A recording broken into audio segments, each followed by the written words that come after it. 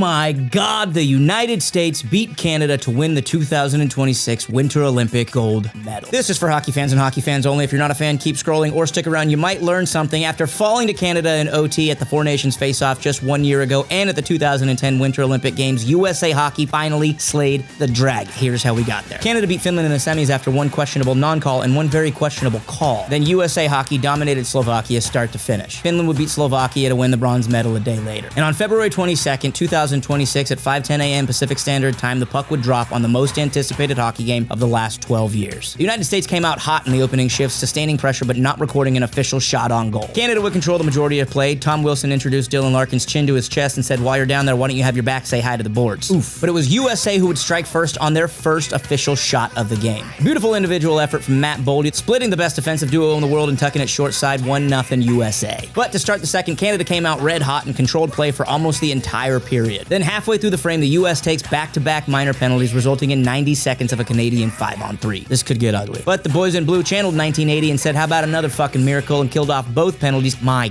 God. The US would gain momentum on this kill, but not enough. Canada dominated the second half of the middle frame, besting the US by 10+ shots, and that same defensive duo would get their revenge. Taves to Makar, low blocker side. Whew. This one's tied. It would stay tied 1-1 going into the third, with Canada doubling the US in shots and owning zone time. They stayed red hot, but unfortunately for them, Connor Hellebuck was even hotter. Stopping Taves on the doorstep, Breeny on a breakaway, and Nate Dogg missing a wide open gape so big it would make Bonnie Blue blush. With 6.5 minutes left, Sam Bennett high-stick Jack Hughes for a 4-minute double minor. The Yanks would have their chances but couldn't bury him. With 1:20 left on the PP, Jack Hughes would give a little high stick of his own, negating the remainder of their power play and giving Canada 1:10 of man advantage. Young Jack was in the box thinking he'd soon be the most hated man in America.